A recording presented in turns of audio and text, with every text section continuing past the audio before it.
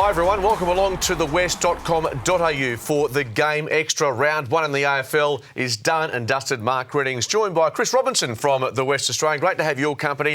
And Robbo, footy is back. What do we make of the first round? I thought it was a high standard. It was fantastic, Skate. We didn't really know where to look. There were big comeback finishes, there were injuries aplenty, new rules to keep an eye on. It was really entertaining and plenty to discuss. What about the West Coast Eagles and the Fremantle Dockers? Let's start with the Eagles yesterday. 25-point winners over the Gold Coast Suns. Really hot conditions.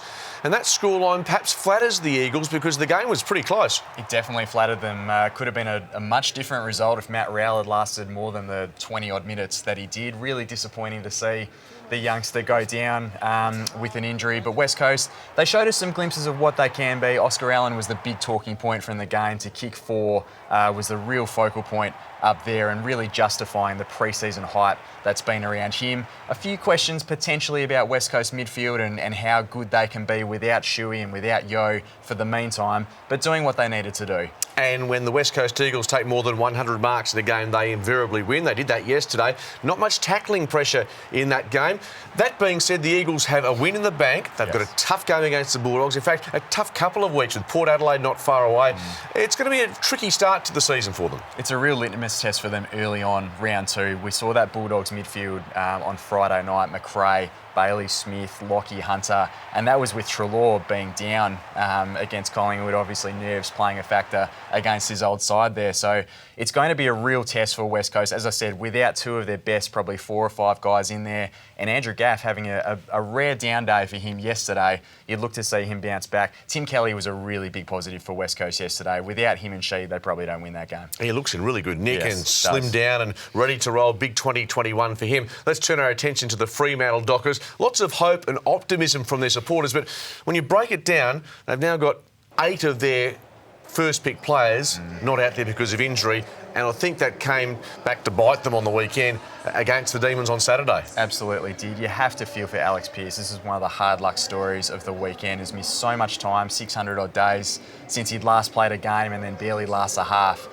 with that knee injury. So we're all crossing our fingers that that's not going to be as serious as it was made out to be.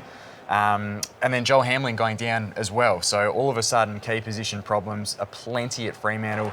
You cast your mind back, it's only 2 weeks ago they went into that pre-season game against West Coast. Rory Lobb was still out there, Josh Tracy was available, and the defenders were going to be a nice comeback story. A lot's changed in 2 weeks for Freo. Josh Tracy kicking 7 goals, albeit in a waffle practice match. He's unavailable for a while, though.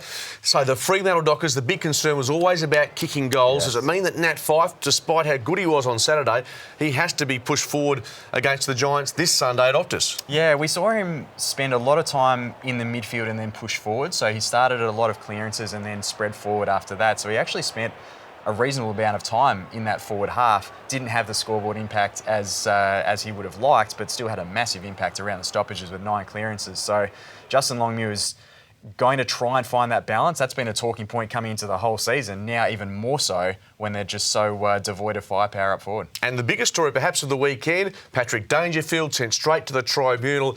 It doesn't look good for him. If you go to the tribunal directly, his Brownlow medal, certainly chances are gone. How many weeks? That's the question everyone's throwing around. Yeah, look, I think 3 probably sits about right with me. You sort of think about the pub test for this sort of stuff, particularly when it goes to the tribunal, you can go outside the box a little bit. I think 3 is probably about right. We probably don't need him to miss an entire month of footy, but you certainly have to make a statement about if you choose to bump and the guy that you bump goes down with concussion, there needs to be a statement made about that. We're seeing that more and more, and I think we'll see that when he fronts the tribunal. So there we have it. Huge first weekend of footy. A win for the Eagles, a loss for the Dockers. Robbo, sharp work as always. Monday morning, our special guest here on The Game Extra on thewest.com.au. Of course, for all the footy news, pick up a copy of The West, watch thewest.com.au and 7 News throughout the course of the week. Plenty more footy to come. Next weekend, it's the Eagles, the Bulldogs, and then it's Fremantle up against the Giants. You'll see both games on 7 Sport. Thanks for your company. This has been The Game Extra.